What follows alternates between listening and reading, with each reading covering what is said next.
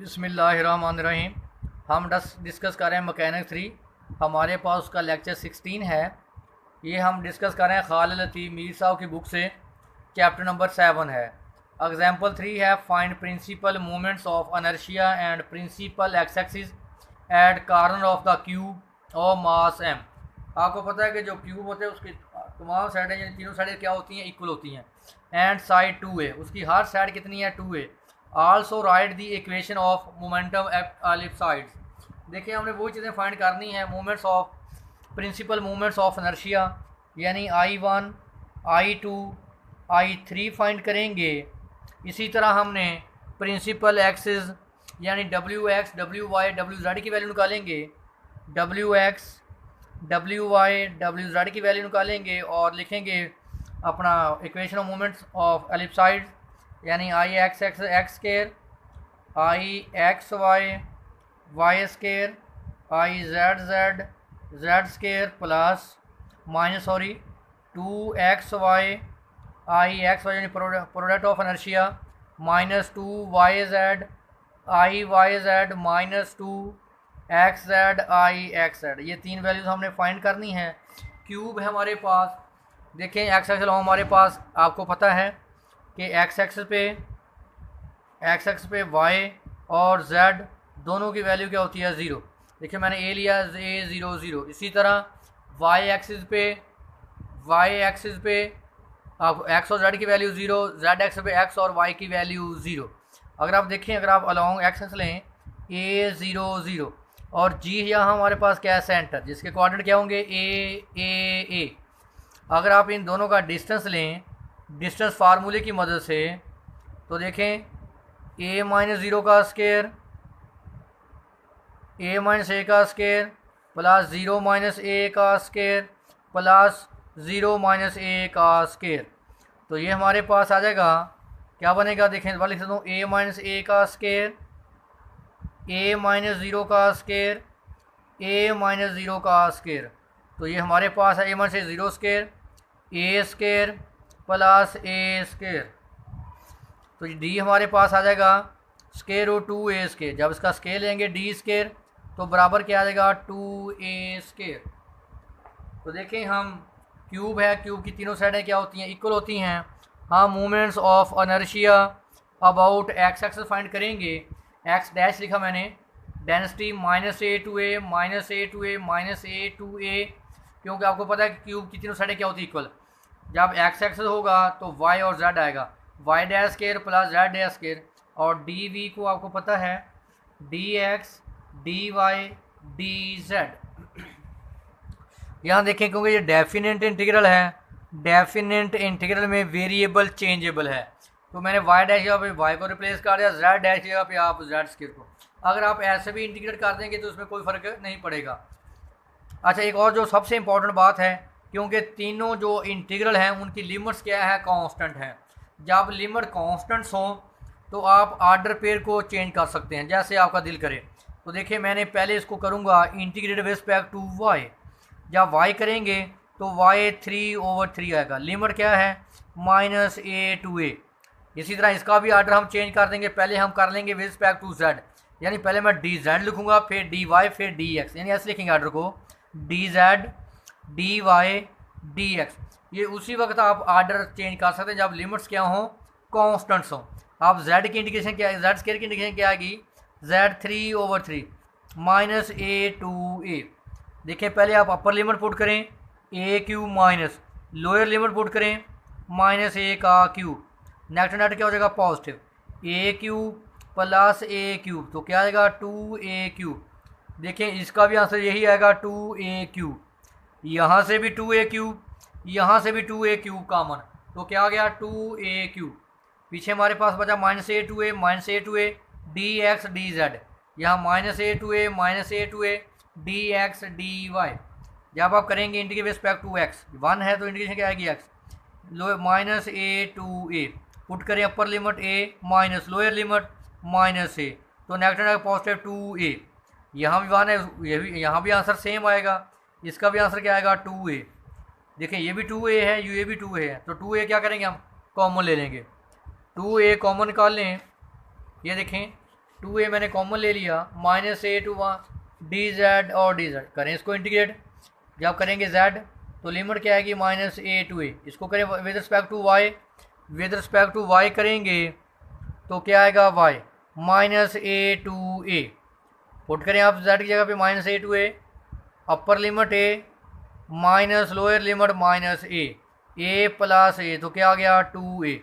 इसका आंसर भी 2a आएगा, इसका आंसर भी 2a आएगा, तो 2a प्लस 2a 4a। तो आप मल्टीप्लाई करें, 4a 16, a और a 5 डेंसिटी ओवर 3। तो देखें ये हमारे पास क्यूब था, तो आपको पता कि क्यूब का जो वॉल्यूम होता है वो क्या था 8a क्यूब। डेंसिटी हमारे पास रेशो है मास और उसका क्यूब 8a क्यूब। तो डेंसिटी की वैल्यू यहाँ पे पुट कर दें आप m ओवर 8a क्यूब। तो देखें कैंसल 2 और 5 कैंसल a स्केयर। तो अब आप देखें क्योंकि ये आपके पास सिमेट्रिक कर्व है, तो आप देखें along x axis, along y axis और अलॉन्ग z एक्सिस, तीनों आंसर क्या हैं सेम। इसी तरह जब हम movements of inertia about x y निकालेंगे तो minus density minus a to a minus a to a minus a to a, x y है x Y D x D Y D z. ये देखिए minus a to a minus a to a minus a to a, x Y D x D Y D Z. हम पहले कर लेते हैं इनके respect to Y कर लेते हैं, या बेशक एक्स करें से कोई फ़र्क नहीं पड़ता, क्योंकि जब लिमिट कांस्टेंट हो तो आप आर्डर को जैसे मर्जी आप चेंज कर सकते हैं। इसको करें इंटीग्रेशन, क्या आएगा वाई स्केयर ओवर 2, लिमिट क्या है minus a to a. Put करें 1/2 बेशक बाहर लिख लें, पुट करें upper limit a square minus lower limit minus a square 1/2 a square minus a square, तो 1/2 0, तो आंसर क्या हो गया 0। देखें इसका आंसर क्या आएगा 0। जब 0 मल्टीप्लाई होगा इंटीग्रल से तो सारा आंसर क्या हो जाएगा 0, क्योंकि ये सिमेट्री है। इसी तरह I x dash I Y z dash I dash x z, सब का आंसर क्या होगा 0। जिस तरह आपने I dash x axis I dash y axis I dash z axis, क्योंकि सिमेट्री था तो सब का आंसर क्या था 2/3 ma स्केयर। ये है मूवमेंट्स ऑफ इनर्शिया और प्रोडक्ट ऑफ इनर्शिया हमारे पास क्या है 0। अब हम फाइंड करेंगे मूवमेंट्स ऑफ इनर्शिया अबाउट ओ। अगर आप देखें ये कौन सा थ्योरम है, पैरेलल एक्स एक्सिस थ्योरम। तो I x x is equal to I x dash plus M D square. तो आई एक्स एक्स डैश हमने निकाला है अभी 2/3 ma square plus M D की वैल्यू मैंने आपको निकाल के बताई थी। ये देखें डी स्केयर की वैल्यू मैंने निकाल के बताई थी आपको 2a स्केयर, डी की वैल्यू 2a स्केयर। तो पुट करें 2a स्केयर, तो हमारे पास आ गया I x axis 2/3 ma square plus 2ma square. इसके एलसीएम लें 3, 2ma square plus 6ma square, तो ये आ जाएगा 8ma स्केयर ओवर 3, क्योंकि सिमेट्रिक है। इसी तरह आई वाई भी आ जाएगा हमारे पास 8/3 ma स्केयर। इसी तरह आई जेड 8/3 ma स्केयर। इसी तरह हम निकालेंगे प्रोडक्ट ऑफ इनर्शिया देख लें, मैं लिख दिया सिमिलरली क्योंकि सिमेट्री है, X dash plus M D square. तो आपको पता है अभी आपने निकाला है x Y dash X I dash Y Z I dash x Z, तीनों का आंसर क्या था 0। अब देखें जो डी स्केयर की वैल्यू क्या होगी ए स्केयर। मास हमारे पास क्या है एम, क्योंकि इसमें भी हमारे पास सिमेट्री है, तो हम आई एक्स वाई, क्योंकि देखें डी की वैल्यू हमने कैसे फाइंड की है, जी आपके पास क्या था ए 0 और एक्स वाई प्लेन में आपके पास जेड 0 होगा, ए वाज 0। जब आप इनका डिस्टेंस लेंगे, चलो मैं डैश कहता हूँ इसको, डिस्टेंस लेंगे ए1 से ए0 सॉरी ए आएगा तो ए स्केयर, जजर लेंगे तो हमारे पास क्या आ जाएगा ए स्केयर, सो ये ए है 0, तो ए स्केयर आ जाएगा। हमने डी की वैल्यू पुट कर की ए स्केयर, सिमिलरली ये सिमेट्रिक है। इसी तरह जैसे आई एक्स वाई की value i minus M A square,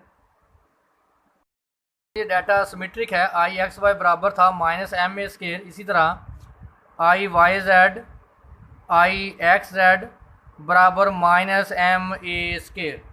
अब हम फाइंड करेंगे प्रिंसिपल मोमेंट्स ऑफ इनर्शिया। उसका फार्मूला हमारे पास क्या था, मैं बार बार आपको लिख के दे रहा हूँ आपको। क्या था, I x X minus I W X plus I x Y W Y plus I x Z W Z is equal to 0। इसी तरह I Y X W X I Y Y minus I into W Y plus I Y Z W Z is equal to 0। इस तरह I Z X W X I Z Y W Y plus I Z Z minus I into डब्ल्यू Z is equal to 0। तो देखें अभी हमने value find out की हैं, क्योंकि आई x x I Y Y और आई जेड जेड तीनों की वैल्यू है 8/3 एम ए स्केयर। इसी तरह I x y I Y Z I Z x की वैल्यू हमने निकाली है, सब की वैल्यू थी माइनस एम ए स्केयर। ये सारी वैल्यू उठाकर आप यहाँ पुट कर दें। देखें आई एक्स एक्स की वैल्यू हमारे पास है 8/3 एम स्केयर और I as it W X I x Y minus M A square Y I Z X minus M A square W Z is equal to 0। इसी तरह अब I Y X देख लें, I Y X minus M A square W X I Y Y 8/3 M A square I as it W Y I Y z minus M A square W z. तीनों equation में मैंने value replace कर दी। अब आप देखें इसको लिखो determinant की फॉर्म में, और ये minus M A square minus M A square, इसको मैट्रिक्स फॉर्म में लिख लिया, minus M A square 8 m A square minus i minus M A square. Calculation को आसान करने के लिए इसको हमने अल्फ़ा बोल दिया, alpha is equal to 8/3 M A square minus I, और बीटा हमने बोल दिया माइनस एम ए स्केयर। देखें ये अल्फ़ा अल्फ़ा अल्फ़ा हो जाएगा, ये सारा बीटा बीटा बीटा बीटा की जगह रिप्लेस कर देंगे। ये आप बेशक आप ऐसे भी एक्सपेंड कर सकते हैं, ये जस्ट हम कैलकुलेशन को आसान करने के लिए ऐसे सब्स्टिट्यूट करते हैं। तो हमारे पास ये आ जाएगा अल्फ़ा बीटा बीटा। अब हमने क्या किया, R2 में से R1 को माइनस कर दिया, करें इसमें से माइनस बीटा माइनस अल्फ़ा, इसमें से माइनस करें alpha minus beta, beta minus beta 0। तो देखिए यहाँ से अल्फ़ा माइनस बीटा मैंने कॉमन निकाल लिया, -1 1 0। अब क्या करें, इसको आप एक्सपेंड कर लें, ये कॉलम और ये रो, अल्फ़ा माइनस बीटा आ जाएगा। इस तरह इससे एक्सपेंड करेंगे, ये रो और ये कॉलम। डिटरमिनेंट आपको एक्सपेंड करना आता ही है। Alpha minus beta is equal to 0 और alpha square plus alpha beta minus beta square is equal to 0। यहाँ से अल्फ़ा की वैल्यू क्या है, इसके बराबर आ जाएगी बीटा के। इसको सॉल्व कर लेते हैं, अल्फ़ा के फैक्टर करें, इसके फैक्टर आ जाएंगे 2 alpha beta minus alpha beta minus beta square. यहाँ से अल्फ़ा कॉमन ले लें, अल्फ़ा प्लस 2 बीटा, यहाँ से माइनस बीटा ले लें, अल्फ़ा माइनस सॉरी ये 2 बीटा है, alpha minus 2 beta plus beta, तो alpha minus beta into alpha plus 2 beta. तो देखें alpha minus beta into alpha minus beta alpha plus 2 beta, ये alpha plus 2 beta is equal to 0। Alpha की value आ जाएगी -2 beta, तो alpha is equal to beta. Alpha की value मैंने put कर दी और मैंने बीटा की वैल्यू पुट कर दी। ये अगर पॉजिटिव और ये इधर अगर पॉजिटिव, इसका एलसीएम ले लें 3 8 एम ए स्केयर प्लस एम ए स्केयर 11/3 एम ए स्केयर। इसी तरह अल्फ़ा -2 बीटा की वैल्यू, ये अगर पॉजिटिव और ये इधर अगर नेगेटिव, तो I3 की वैल्यू क्या आ गई 2/m ए स्केयर। देखें I1 I2 I3 की हमने वैल्यू फाइंड कर ली, जिसको हम बोलते हैं प्रिंसिपल ऑफ मोमेंट्स इनर्शिया। अब हम फाइंड करेंगे प्रिंसिपल एक्स एक्सिस। देखें यहाँ अब हम क्या करेंगे, I3 को I1 को हम I का नाम देते हैं 2/3 ma², और I1 I1 11/3 ma², और I2 हमारे पास है 11/3 ma²। तो यहाँ पे हमारे पास I है, वहाँ हम पुट करेंगे 2/3 ma², और I x axis, I y और I z आप ऑलरेडी निकाल चुके हैं 8/3 ma²। इसी तरह I x y, I x z, I y z आप निकाल चुके हैं -ma²। उठाकर इन तीनों इक्वेशन में पुट कर दें तो हमारे पास आ जाएगा, ये मैंने पुट कर 8/3 m, इस तरह मैंने सारी वैल्यूज पुट कर दी।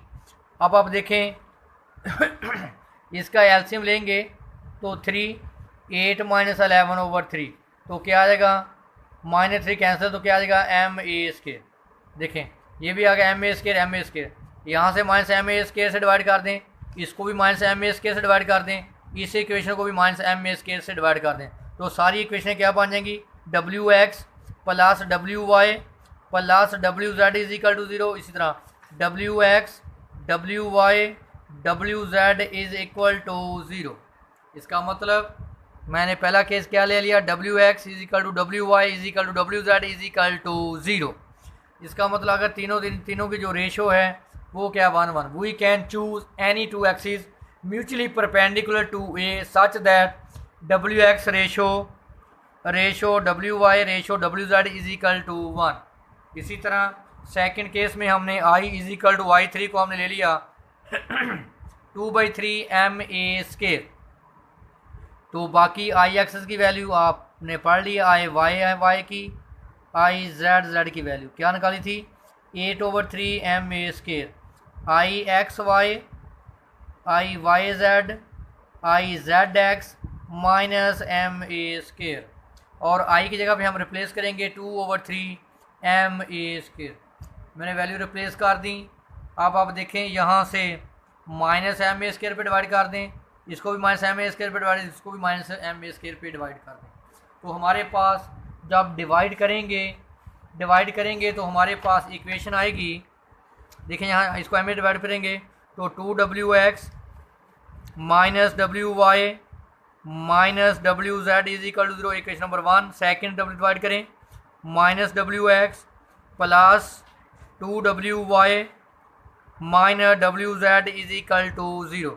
देखें इस इक्वेशन को भी मैंने ma² पे डिवाइड कर दिया, इसको भी डिवाइड कर दिया, और इस इक्वेशन को मैंने इसको डिवाइड करेंगे तो -wx -wy plus 2wz is equal to 0।